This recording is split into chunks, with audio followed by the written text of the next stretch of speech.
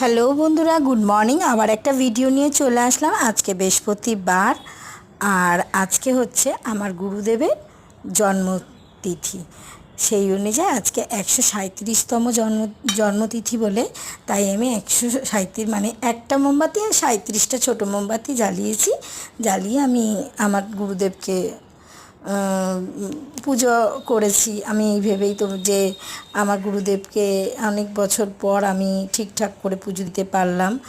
কেন আমার ঠিক গুরুদেবকে ঠিক বসানোর একটা কাহিনী আছে, যা তোমাদের পরে আমি শোনাবো। আর দেখো আমার ছোট ছোট গোপু সোনাকে আমি সাজিয়ে রেখেছি, আর ভাবলাম একটু তোমাদেরকে দেখিয়ে নিই। ছোট্ট একটা ভিডিও করলাম তার জন্যে। সকাল সকাল উঠে কাজকর্ম সেরে পুজো সেরে আমি একটু রেস্ট নেবো, নিয়ে তারপরে আবার মেয়ে তৈরি করতে হবে। তাই জন্যই বলি সবাই ভালো থেকো, সুস্থ থেকো, টাটা, বাই।